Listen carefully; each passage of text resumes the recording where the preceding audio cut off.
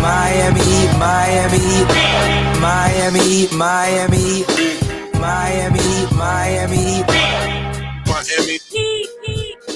Miami Heat, Miami Heat, Miami Heat, Miami Heat, Miami Heat, Miami Heat, Miami Heat. It feels like Miami. Welcome to the Heat Beat Podcast. I'm your host, Giancarlo Navas, and with me today is Kenny Spence of the newly minted Playoff Foul Podcast. Kenny, welcome back, my friend. Oh, you're muted. My bad. I muted you. I was getting my own thing together. You know what I mean? It's a lot of work that goes into it. People don't know. They just see the final product, man. There's a lot of. I taught myself Photoshop. I retaught myself how to edit video. It's a lot going on and behind the scenes. It's a lot of hard work, but it's a lot of fun also, and I'm excited about what it could become. And I'm excited to be back at my old home for the night. House door key is under the mat for family. Yeah. And listen, we're here. Tell us a little bit about what Playoff Foul is, and we're going to get into the Heat. But you started a new thing. You told me, you hit me up in the offseason like, gee, I love you guys, but I kind of want to start my own thing. And I go, Kenny, you know, like I said, I support that always. I want you guys to always grow. So I want you to tell people what it is that you're actually talking about. Who's co-hosting with you? Because I think that might be of interest to some people in chat. Talk a little bit about your platform, dog. Yeah, so just quickly, just going back to how I came up with it. So actually, I came up with the idea in 2020 during the bubble, just watching when I went and I told y'all behind the scenes, I went 8 years without watching any basketball coverage until I came across Heat Beat. And that's why the audience may wonder how I get these like unique perspectives, because I didn't have any. Because when LeBron came to Miami, it was just so much, for lack of a better term, bullshit out there. I just got completely turned off by media coverage. And so then Jimmy Butler's first trade request, and I came across Miami Heat Beat. 2 years later, just listening to y'all and just realizing it really changed my perspective on media. And so watching a bubble and seeing the Heat like either not get mentioned, regardless of how good they were, or just players' names getting mispronounced, like what they can and can't do is just all wrong. I got so frustrated. I was like, you know what? I'm going to start my own thing, but not just the Heat, because if I'm a Heat fan, they're one of the most known teams in the world, and I'm frustrated with the coverage. I like imagine fans of other teams that aren't the Lakers and the Knicks. Like imagine Kings fans, for example, even though they're really good right now. Imagine.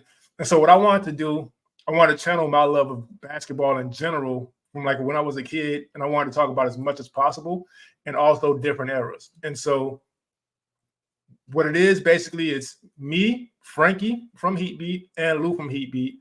We brought in the pre-gaming, crew, and we're talking about the whole NBA twice a week. It's on Mondays and Thursdays. 2 episodes are out right now. I dropped episode 2 today. And so just make sure y'all go ahead, subscribe, follow the account, and just whenever you're not listening to Heat Beat and you want to know about the rest of the league, it's kind of like I can call it a spinoff in a sense. Tune into our friends over there. Obviously, you know that we stand by their work. Don't worry, Lou and Frankie are still with Heat Beat. They're they're with Kenny too, so don't be alarmed. You know, they're still doing. Lou was on with us last week and everything. And Frankie, I think Frankie's on this week in the schedule. I haven't checked. Carteliana says post the link. Glad you asked. You can find it on Twitter at MI Heat Beat. We tweeted out the link to the podcast account. It's at Playoff Foul. Somehow Kenny snagged the at. What a good, you know what I mean? What a steal that was. But make sure to check out our friends over there. Chat's just really happy to see you. Callie, you just subscribed at tier 1 for 26 months. I see you, big dog. Said, Ayo, it's Kenny. People are just happy, man. People are just happy. And chat's making fun of my chain. So and I'm happy to see the chat. We record on ours. We don't go live. Maybe we will sometimes, but right now there's so much editing in post. I'd rather just record and have the raw video. But it's been a long time. I ain't seen the chat since that's been on Heat Beat, what, 3 months ago? It's been a minute. It's been a long time, yeah. Hey, look, we got people already sub. We love to see it. And listen, you're here for Kenny Heat Talk. And you're gonna get Kenny Heat talking. Kenny. And we actually did open up episode 1 talking Heat.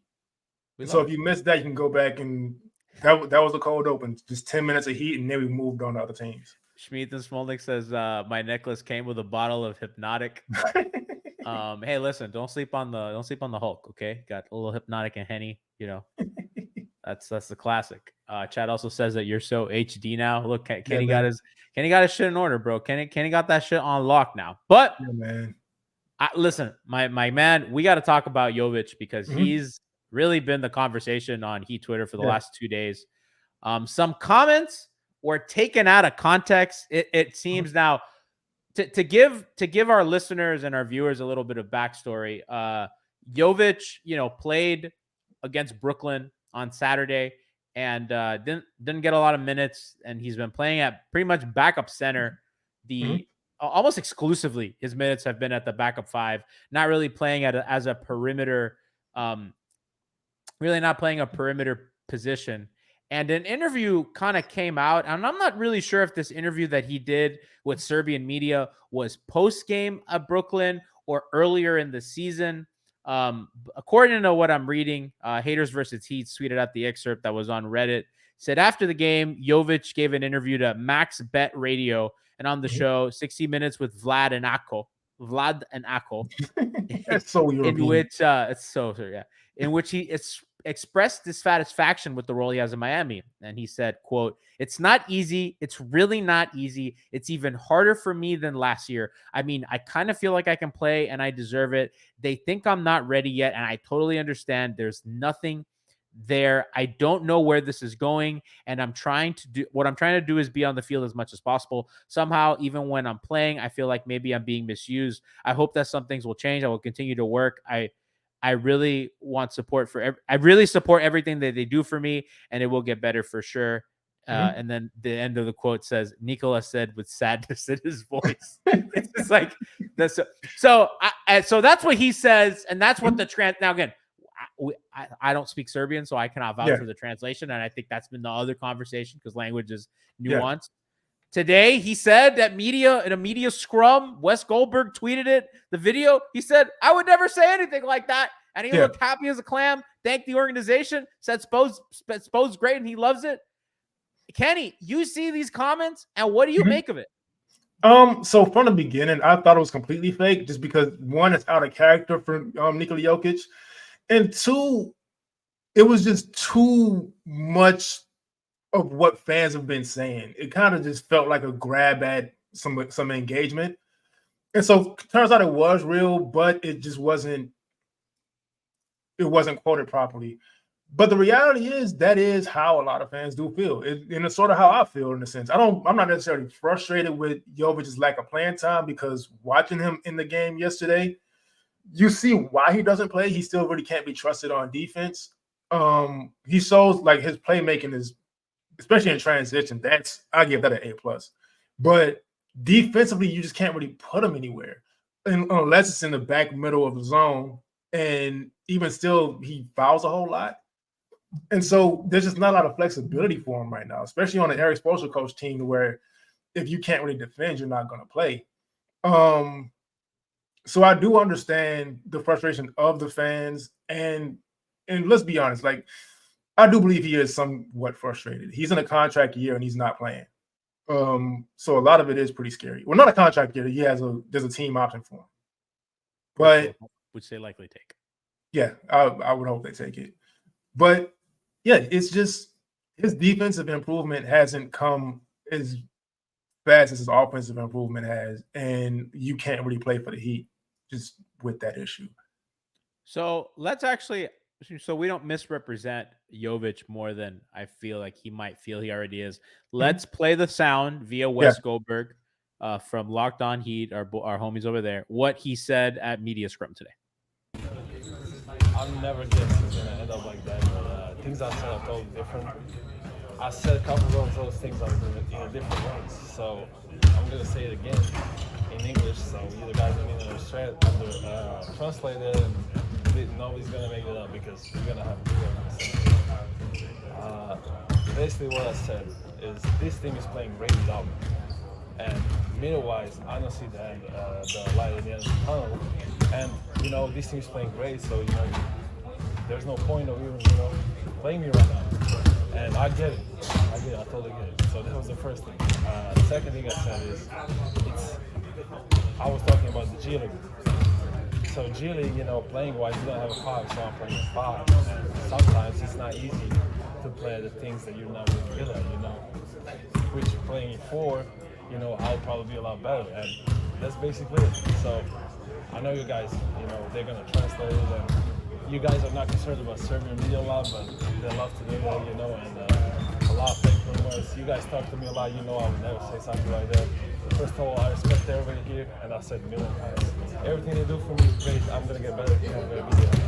I'm going to get better with them, and that's it. I would never disrespect anyone like that. If I ever had a call with anyone, I would talk to them personally. I would never go out in the media and say something like that. I feel like that puts it to bed, Kenny. I know that Yeah. the audio was a little low because, it'd be tough getting sound and scrum with video, but kind of the gist of it, if you didn't totally hear well, and hopefully for the pod audience, we'll adjust that audio volume for you. But kind of said, like, listen, I said, I expressed some stuff, but that's not really in the way I meant it, and kind of clarified some of his comments, and that he respects everybody in the organization. If he had an issue, he would have gone to the team first, if he did have an issue, and that he's committed to getting better. That he's playing in some situations that he's not 100% comfortable, and anybody would struggle in that sense. But he says that I'm happy where I am and everything. And Kenny, I feel like that puts it to rest. I feel like he said the right things, and that's what matters. And especially with the clarification of him talking about the G League, because I did watch them a lot last season. I haven't caught a Sioux Falls game yet this season, but he did look better when they put him at the 4 next to Orlando Robinson, and he played the 3/4 overseas. And so putting him at a brand new position, it is tough and it is difficult to deal with. And so I understand that. I understand he didn't mean anything malicious by it, but I think the point still stands, and I still agree that he's being developed at the wrong position.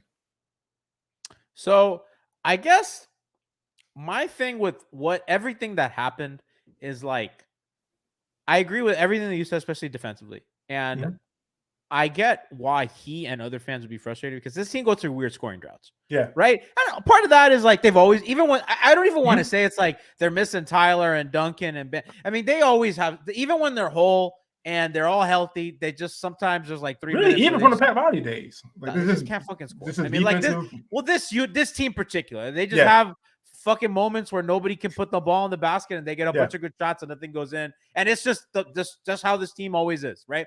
So I understand that you as a player, you have a great summer in FIBA and you're like, well, I can fucking hoop. You know what I mean? I can score. I could do this. I could do that.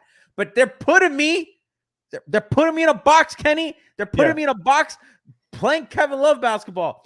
And I get that that's like fucked up for Jovic, but I'll say 2 things. One, as you said, Eric Spoelstra teams, you play defense. Drew Smith got on the court, not because Drew Smith is like fucking point guard, because Drew Smith plays his ass off and tries on defense, bro. That's how you get minutes, bro. You fucking show up and you play hard, and they'll find a place for you, bro. If Udonis Haslem has a, you know what I mean? Like that's the model. You know what I mean? Like these dudes all play fucking hard. There's no dude, even the dudes that are like quote unquote suspect defensively. I'll say it. So they're suspect defensively. Duncan, Hero, all these guys. They play their ass off, bro. Yeah. Tyler's an undersized guy. Tyler's fucking grabbing boards and doing shit and getting deflections. If Jovic wants to get on the court, he's a bad catch and shoot shooter. You gotta make the catch and shoots better, and you gotta defend. And if you do those 2 things, you will get on the court and you will be able to hoop, which, and that's really what it comes down to. And what it is also, it's not necessarily because, again, I've watched him a lot last year in Sioux Falls, and I've watched the games he did play this year. It's not even really, you don't have to be Jaden McDaniels out there, right? You don't have to just be Herb Jones and just lock up and it's like, okay, now you'll play. But you did mention Duncan, you did mention Tyler. From day one, and they've both improved defensively, especially this year. But even from the beginning, you did see the effort. You did see they were trying. They were just getting beat. But with Jovic, it's not even a lack of effort. It's just the foot speed. Like even it just looks like he's not trying. And so he has a ways to go on that end. So Kyle says also the 5 is probably the most important position defensively. So asking him to contribute there is crazy. Yeah. I agree and disagree. I think one, it's easy to hide a center in a zone, and also in a drop, particularly with Miami's been a pretty decent point of attack team. I think Josh. Listen, Alf hates Josh, and Alf talks really mean about Richardson all day, and the timeline could be mean to him. I think Josh is playing his ass off, and I think Josh on the ball has been like the best guard that they've had in a while. Like that, I know that. See, chat's saying Josh sucks, right? Josh, listen, you can think what you want about Josh. That guy plays hard on ball, and if that guy plays hard on ball, and you're in a drop, you have a chance. You know what I mean? This is just the reality of it, and like one guy, I like Josh. Just looking at Josh and the way he moves, he's just the exact kind of guy Alf would hate anyway. It's just I can't explain it. Alf says he's all arms and he doesn't do anything. That he just tries and moves his arms and he tricks people into thinking that he's defensive. So no, Carliana says he's erratic. He is erratic. Josh is erratic. My God, I like Josh so far though, because they don't need. And I said this before the season started. They don't need him to do what he did leading up to the Jimmy Butler trade. Just go out there, defend, and make your shots. He wasn't making the shots early on. I think the making shots part is what's in question, Kid. Yeah. But he's knocked some big ones down. I love Josh. And I think people have been way too hard on him. I think I get why Spill plays him. I think ideally you would like an upgrade over Josh, but that probably is not coming. So he's what you got. And the thing with Josh too, and this is probably not the topic, but Caleb looked decent last game, but he's also really struggled this year. He's hurt though. He looks like he is hurt. He looks banged up. Yeah, he is hurt. So having Josh there in the meantime, I don't mind either. And I think Josh is gonna get better as the season goes on. Yeah, I think he has, and I think that he's dunked a couple times this year, Kenny. And I don't know if you remember, but like toward the end of his career in Miami, he wasn't dunking. He came into the league athletic. He got hurt. He just didn't look springy. He has a few. He gets kind of up. I think he's good for morale. I think the guys like him. He knows some of these guys. I think Duncan was teammates with him, or I think Duncan was teammates with him.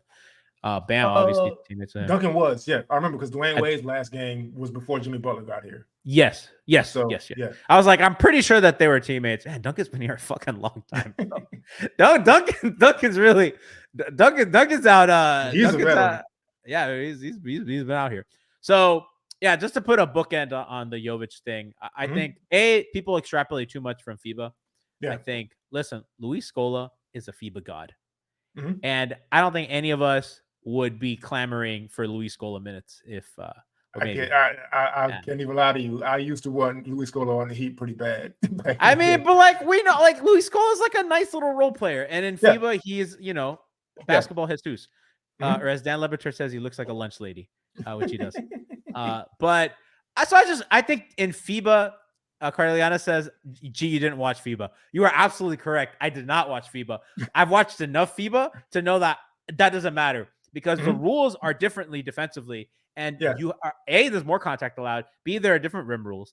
And it's just defenders have more of a chance. That's why NBA players they're used to certain fouls being called. They're used to hand checks. They're used to certain paint rules. And Jovic can survive defensively in that ecosystem. The NBA is different. Luka says it's easier to score in the NBA. Yeah. And he ain't lying. And what I will say though about Jovic in FIBA, because I did watch him. Wait, Kenny, not to cut you off. Carliana says Jovic tries on playing fast. Absolutely. Buddy, Eric Spoelstra, that ain't it. That ain't it. Kyle is the only motherfucker who's giddy up. Yeah. So Jovic in FIBA, he also had stretches where he really struggled. And then he's the type of player, sometimes it takes him time to get going. And I don't know if the Heat can really afford that right now. Now, that depends. I don't know how long Haywood Highsmith is going to be out. Hopefully, he was a full be participant in practice today, according to Anthony Chang. Yeah. So Jovic isn't getting that chance then. So was Duncan, by the way. Oh, that's great to hear. Unfortunately, Barry Jackson said that Hero is, quote, a ways away. So it's your injury update. Yeah, but it's November, and they've been surviving without him. I'm so glad. That was one of the times, and it has nothing to do with y'all, but that was one of those times where I was really glad I don't necessarily have to talk about the Heat, the Tyler stuff. And I don't want to get into it right now, but that got a little ridiculous. Yeah, we've hammered the Tyler stuff enough. I'm kind of not about talking about somebody who's not playing right now. We can revisit it when he's I definitely don't want to talk about. Which, by the way, I mean, listen, I mean the depth. I think obviously you go at Brooklyn, you're missing. Duncan and Tyler cannot both be out because it's just you see that it sucks the life out of their offense, and you need one of those guys, and they need shooting. I think when they're whole. Carliana said Haywood is doubtful for tomorrow, but he practiced, so we could talk about kind of Haywood thing too. But to close out the Jovic thing, the other aspect of this, Kenny, is that where they used to be very thin at power forward last year, all of a sudden that might be their deepest position because Jaime is playing lights out. He's gonna be a star. Huh? He's gonna be a star. Continue. I wanted to say that. I don't know about that, but I know that he's going to be in the league, and he's like a starting caliber guy in the league for like 10 years. That I feel, which is like, that's fucking incredible, especially where they picked him. So like, hats off to the org. So he's playing awesome. You have Haywood that is like Okara White, like he just, but Haywood kind of stabilizes their rotations. He makes everything kind of work and make sense. So last year, both those guys, Haywood wasn't really in the rotation, and he's improved as well, shooting and everything. Jaime wasn't here. You also have Jimmy, who plays power forward. They played Bam and Kevin against New York, so you have that element that you didn't have all season. So they've gone two bigs at times, which that worked.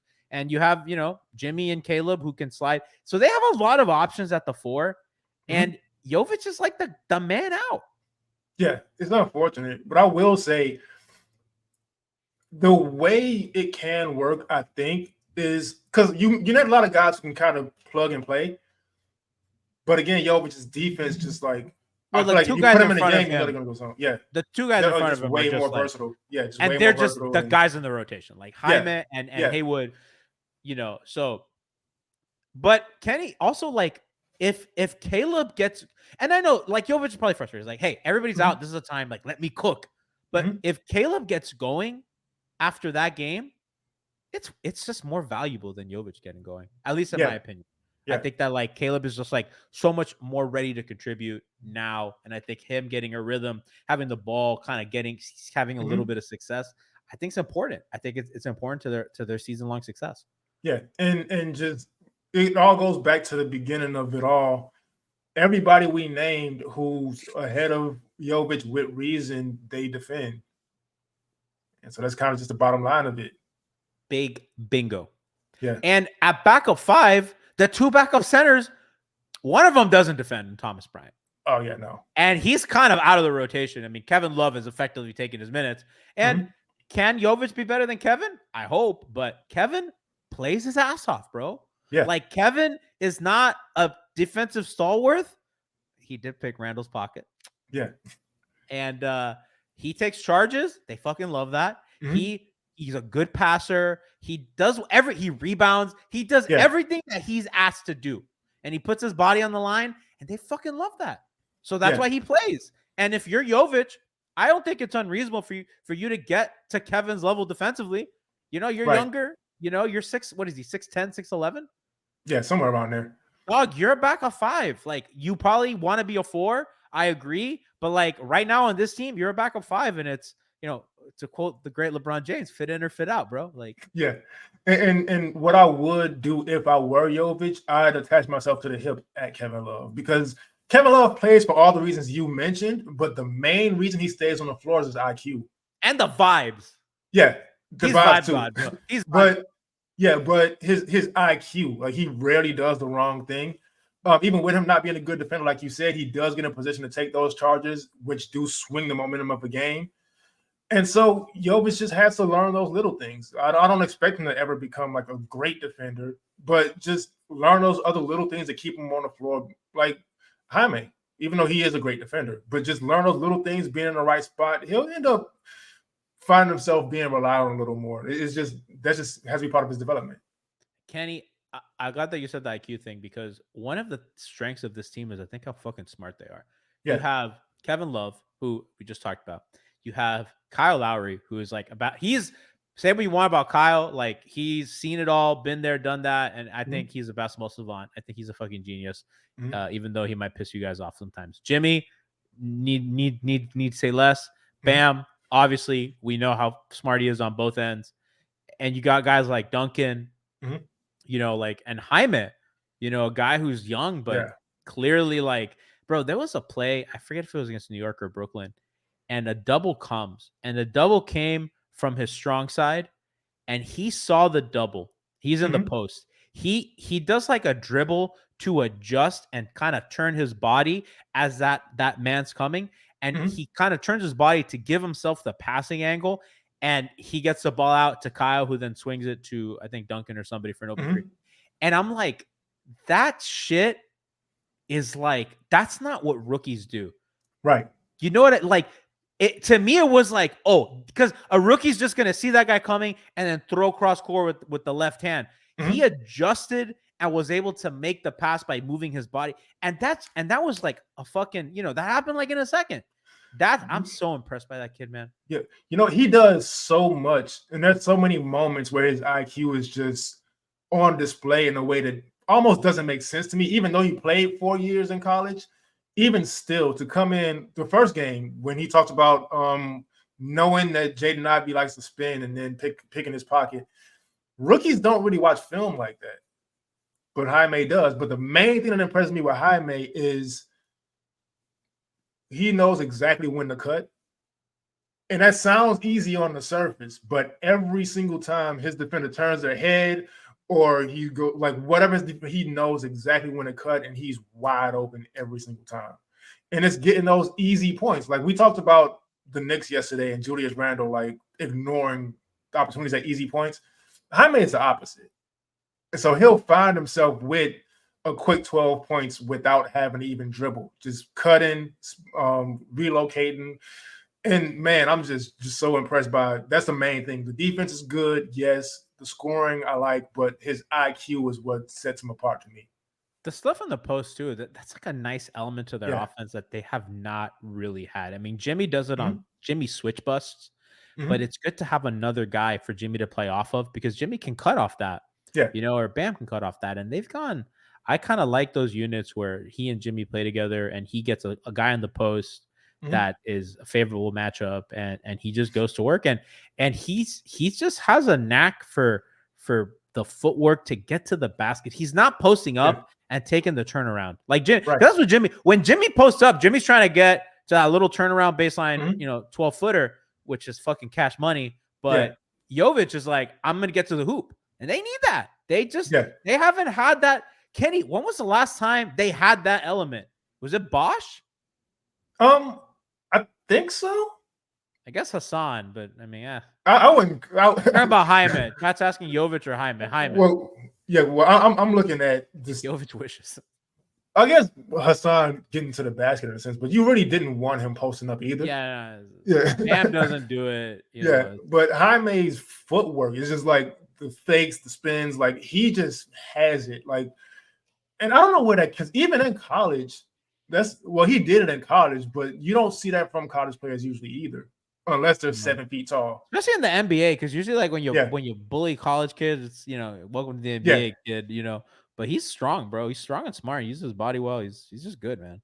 Yeah, and we talked about it on Playoff Hour. The first episode, we talked about Alperen Şengün and how much that opens up for offense, where you don't have to rely on straight line drives or just pick and roll all day. You just dump it in the post, and you still force the same help, same rotations, and the same things open up. And so having that element from Jaime, and then you have Duncan out there on the perimeter, you have Tyler out there on the perimeter, you have, like you mentioned, Jimmy being able to cut, Bam being able to cut. It just opens up so much, and you see exactly why Spo plays him so much, because his IQ, how much he opens up on offense, and obviously the way he defends, like there's nothing to be. Now, and small guards get to him. Yeah. Dog, he's shooting 40% from 3 too. Like, he's playing well on the spot up. Like, he's hit big fourth quarter threes. Like, he's everything that they've needed. Yeah. And, at some point he's gonna hit the rookie wall.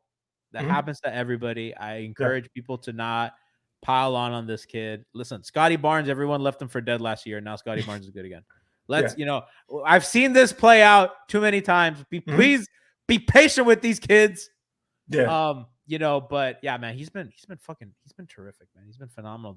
The shooting is what, my thing was, obviously we all know that I don't watch college, but when, Lou and Moose and everybody's like, he's like an so shooter. That's for me. I'm like, they kind of need that. Yeah. But he's been one of their best shooters. I mean, he's shooting 40%. Jimmy's shooting fucking 42% because he's an asshole. And Duncan's shooting 43%. We're so back, baby. We're so man. Back. Tyler's shooting 41%. We're so fucking back. It did always feel like last year was weird with the shooting, more so like everybody just fell off a cliff. Oh, by the way, your leading 3-point shooter, Kyle Lowry, at 45%. Yeah, I'm glad because earlier on you said like people could think what they want about him. They better not think anything negative anymore. Bro, they talk their shit. Kenny, I'm at the point, and you know me, I've always been like, listen, if they can get better by trading him, you trade him. Yeah. I'm just not trading him for fucking D'Lo or Tyus Jones or one of these dudes. But if you can like legitimately, like I'm not saying don't move Kyle Lowry for Damian Lillard. Like I'm not an idiot. But Kenny, I don't know can they trade him? Like no. I don't know. Not at all. And I think he's good. Because you got to remember the reason they brought him in anyway was the championship experience. 1 and 2. And he showed up in the playoffs. Yeah, and this is a big reason why I don't like piling up. Well, it's like a major reason. This is a big reason why I don't like piling up on players. Remember, a lot of last season he was playing hurt. Yep, and had legitimate personal issues, personal issues, and playing through injury. And so I wasn't really too like messed up about him not playing well last season. And now you see he's getting downhill. Kyle Lowry getting downhill, creating. Driving kicks, getting to the basket, like he's in back. The top 25% of playmaking this year. Yeah, and you love to see it because that's why they brought him in. And you know what he does every time they need scoring because people are out. And so, look, man, I said all offseason. I wasn't on air, but I was on social media. This team is a lot deeper than people were giving them credit for. And I don't say I'm glad to be right because it's early on and they have had some struggles here and there, but I just fucking love seeing it. I'm happy for him, man. I take my victory laps, but I'm just happy for him, and I'm happy that they're good with him. I mean, they're +5 per 100 possessions with them on the court. They're -3 with him off the court. Their offense significant. Their offense drops almost 5 points. Over 5 points when he sits. Their defense stays relatively the same. And their 3-point shooting goes from 40% to 33%, which I think goes to his playmaking and everything and the pace that he has them playing at. Because he does have them playing at a quicker pace. So I don't really know what they can do. The problem I think with the team is they still die in Jimmy minutes. So they die in Jimmy list minutes. So they're +8 when Jimmy's on the floor. +8 per 100 possessions, awesome. They're -6 when he sits. That's really bad. And I don't really know what's going on there. So the Heat are winning the Bam-less minutes. They're +5 without Bam, which I imagine most of that is Bam, no Jimmy. And when Bam's on, they're losing it by a point. That's the weird thing about this season because we all know Bam's played great. The lineup data is not matching what I'm watching. But it's encouraging that they're not dying when he sits.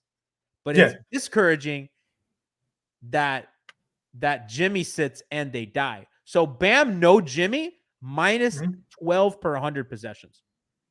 Jimmy, no Bam, +12 per 100 possessions. That's the part of this season. That's the puzzle piece that I don't understand yet, Kenny. Yeah, and I think it's probably just still kind of early for that, and it looks a little weird. And then like the context of who's been injured, who's been in and out, and all that stuff. I think it'll start to even out and make sense later on. But I will say it has been great to see Bam be able to sit down and the team doesn't die. They die when Jimmy's out. But it's just Jimmy been hasn't played that well, bro. Like, yeah, that's the Bam's crazy playing part. awesome, and Jimmy's like pissing us off. And it's just, I feel like that'll probably get figured out at some point. But it's just great to see Bam be able to sit down for longer than 4 minutes sometimes. Yeah. And I think that's a huge credit to Kevin Love. I think what Kevin's provided this team has been pretty unreal considering his age and everything. And, you know, I don't know if he's going to be that playable in the playoffs, but in the regular season, I ultimately think that in the playoffs they're going to want a guy like Tucker, like a guy who can play power forward and also play backup five. That guy they don't have because Jovic and Highsmith are not that's big enough. They don't play big enough to do that. So they need, I think they need another guard and they need that wing that can do that. But, you know, until then, man, Kevin's been incredible. He and Jimmy are plus 15, almost plus 16 per 100 possessions with a 125 offensive rating. They're fucking throttling teams. And they're not throttling teams because they're shooting like 60% from three. They're shooting 40% from three. So that is a really relatively stable number. So, you know, because sometimes like you get like weird fucked up variance in shootings. Like, okay, like one guy went like 10 for 12 during his, you know, but that there's something happening with those guys that's really special. And I've liked those units, but I think the Bam minutes have to, they need some sort of solution. I don't know. I maybe Tyler's the answer to that. Maybe by playing them together, you know, you're able to get a little bit more offense going. And Tyler and Bam are good in pick and roll together. I mean, really, the offense just is better with Bam sits, really, because the defense is oddly about the same, which I think is kind of weird, but whatever. But the offense goes from 110 when Bam's on to 116 when Bam's off. Kind of want to see what that looks like with Hero. Again, we don't got to talk too much about Tyler because he's not playing, but I think that's the guy that comes into the rotation to help that part out. Yeah, I think so too. Because as you were talking, I realized this. A lot of those fourth quarter comebacks come with Bam just not being able to make shots. And I'm not blaming him for it. Because he starts the fourth. Jimmy comes in at like 6:30 or 6:20 in the fourth. Although in the Knick game, he came in early, which I thought was like really, that was telling. Yeah, he came in at like 8 or 9 minutes. I was like, whoa. And they had a game next night. Yeah, I think that's what it is. I think Bam struggling in these fourth quarters is what's bringing the his plus minus down. I think once Tyler gets back, because we know what Tyler did in the clutch last year, and I think at some points he hasn't played in so long. I kind of forgot some of the stuff, to be honest. But I do think having him out there to make something out of nothing when things do start to drag will help. And obviously Bam's going to be out there, so that plus minus is going to start making sense later on too. Yeah, I mean, Tyler and Bam, they're -3 together. The offense is 111, so not great. I don't know. That's like that's just something I'd monitor, these Bam no Jimmy minutes and how they can kind of make that work and how they can kind of adjust their rotations. Again, we're still early. Most of these lineups are under 200 minutes, so not too much that we can put into that. But I do think it's a trend that's been interesting, and I do think the Jimmy and Kevin stuff's real. I do think that looks real. That feels real. It feels a little bit like when Dedmon was playing well and the Jimmy and Dedmon lineups were just smash second units. That feels a little real. Kyle and Bam, 300 minutes, they're +4. Right? So that's really strong. Let's look at Bam, Kyle, no Jimmy. Bam, Kyle, no Jimmy is -11. So again, this trend of like Jimmy leaves the lineup and these kind of things really sink is interesting. Again, that's only 58 minutes of Kyle, Bam, no Jimmy. So, you know, we have to see, man, Jimmy, Kyle, no Bam is +16. Jesus Christ. And this is also weird to me because we can just look at it and see Jimmy hasn't been playing well, like you said. Kenny, that guy, he's so fucking good. That he doesn't play well and he affects the game in every way. It's insane. That guy is not trying. Right. We know Like, he's literally. not trying. And he's so fucking good that he literally he makes them elite when he's on the floor and they suck. He's like fucking Steph. And Yeah. he's not even trying. Man, I'm putting the cart before the horse, but I can't wait to see this team in the playoffs. Dude, I know. We got to get through the season, but Yeah. I want to see Spo cook with all these pieces. Yeah. Because feels like they got some shit. You know what I mean? They got some shit. So I'm excited for that. I'm excited. And there was a post I saw earlier. And because it was a Jovic situation, but it was like they actually put the rotation out, like a 10-man rotation, of like who would go out. It's just like even when the playoffs start and they knock the rotation down from 10, I still don't know who fits. Who? Okay, let's run this through. We're only 17 games into the season, but let's have the fun thought. Okay, so for sure, I'm gonna look at the roster. Okay, so for sure, Jimmy and Bam are in the rotation. Yeah, I think Kyle, Tyler, Duncan. That's 5, right? Yeah. So Kyle, Jimmy, Bam, Duncan, Hero. Then we have at this point Jaquez. Yeah, for sure. Highsmith. So now we have 1, 2, 3, 4, 5, 6, 7 guys. Yeah. Now K Love. Depends on the series. So now it's like K Love, Josh, Caleb. So like, who are those? But just think about how long it took for us to even get to Caleb, and we saw what he did in the Eastern Conference Finals. Yeah. Well, he's also Celtic Yeah, fans. Kenny, I get mad because I see Celtic fans being like, "We have the worst luck in the world." Like they're putting Caleb's like fucking stats while he's injured. But then part of me is like, I'm just so happy that they don't have happiness. Just so happy. And that's one of the things that's kind of creeping me out a little bit because the Celtics have been really good this season for the most part. And they're all mad. They hate Missoula, bro. They all hate Missoula. It's so funny. Yeah, but just I don't and they hate Holiday. They hate Drew. Yeah, I think. Well, I don't know. I think Drew is a great player, but he also kind of gives his teams reasons to hate him at times. But it's just been a little creepy seeing the obsession with Kenny, would you not be obsessed with the 8 seed that beat you? I can't lie. I would just rather forget about it. I would never mention it. It's that they have those people. That's all they have, right? Like they live and breathe. Like they care about sports very differently than the way we care about sports. Fans are like kind of insane, but like I guarantee you, like most of these people, like they shut that shit off, right? Yeah.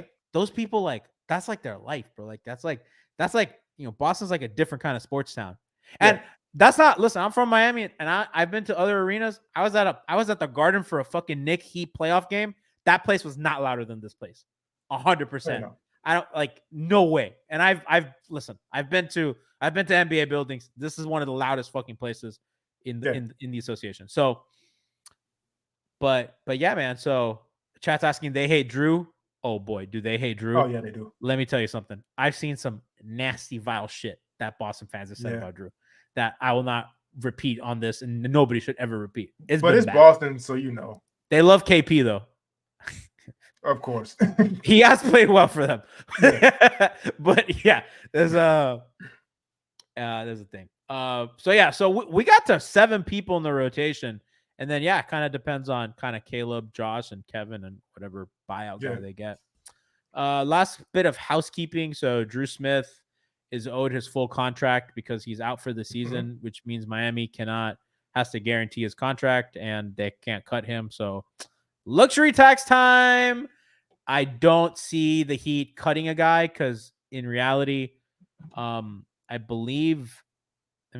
guess they could cut Bryant for tax. I'd have to ask Brian, but in reality, like you got Orlando, Bryant, Yovic under contract, and then you have Hampton, Kane, and Swider. Yeah, but man, Hampton's not with the team. Yeah, no, Drew Smith is in 2-way. Yeah. No, Drew Smith got the roster spot. Yeah, Yeah, he did. 2 years. Hampton, Kane, and Swider are the two-way guys. So I guess it works out in their favor in a way that it doesn't look like they're going to convert any of the two-way guys, which normally that was their fucking lifeblood. Mhm. But Swider doesn't look ready. Kane doesn't look ready. And has Hampton even played? I think he's injured. Okay. So yeah, so that's kind of that. And yeah, guys, it's been how do you real quick kind of close this out, Kenny? How you feel about them 17 games in? You feeling good? They have to figure out the fourth quarter stuff. Definitely. But other than that, yeah, I feel good. I feel like they still haven't they've played great at times. I think they're like, I'm guessing now like 7-3 in the last 10 or something like that. They are yeah, keep going. 7-3 in the last 10. I feel a lot better than I did at this point last season. Hell and, yeah, brother. And they are going to have guys coming back from injury. They are going to have guys continuing to learn to mesh with the team and figure out what their role is. And I made the prediction in the offseason that December or January will be when we really see the turn, because it usually takes like 2-3 months for a team to kind of figure itself out. And so I think by that time we'll really understand what this team is. But I have high hopes for them. I'll say this: they start off, what was it, 4-4?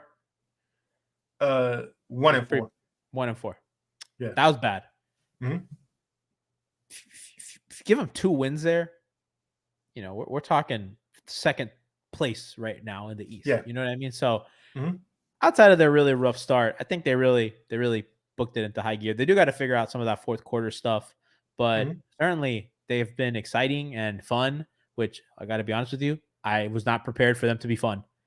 I'm not gonna lie, I've watched a lot of Heat basketball, and I've covered this team for 10. I covered this franchise for 10 years, from the Big 3 to the Winslow years to the 30 and 11. I've seen a lot. I've covered a lot, but I didn't expect them to be this. They're fun to watch, and I look forward to their games. I mean, they have fucking Indiana this Thursday. Are you ready for that slobberknocker? I want to know. I'm curious how that goes, because Indiana is like, I'm pretty sure the fastest team in the league, and the Heat don't play like that ever. What I am worried about is they usually struggle against those teams, because they either start trying to play at their pace or just slowing it down doesn't work. But Indiana also is pretty terrible defensively, so we'll see what happens. I kind of worry about the Heat against bad defenses, because they need a good shooting night, because even against bad defenses, they don't get to the rim. Yeah, so Carliana says Indy's neck and neck with Portland for, I guess, fast team. Fastest. That makes sense. Yeah. Thank you, Joe Cronin, for leaving Jovic here. It's this. This has been the first. I'm sorry, Jaime. I meant Jaime, not Jovic. Oh, yeah. 2 J names at power forward. The game. He says the game. Not the pace. I was like, Carliana got his pace numbers on deck. Let's fucking go. This is our first off night pod of the season. We've been doing a lot of post games, not pods. Listen, because I play volleyball and I go to yoga. You guys want me to be happy too. You know what I mean? So chat. We had 2 off nights. We got a Monday. Monday's the sweet spot. Monday's like my freest day ever. So Kenny, thank you so much for joining us today, for coming back home for a bit to talk some hoops, talk a little bit of Yovic controversy and all things Miami Heat. Feeling good. Check out Playoff Foul. They're on Twitter. You're on Apple and Spotify, correct? Yeah, Apple, Spotify, and YouTube.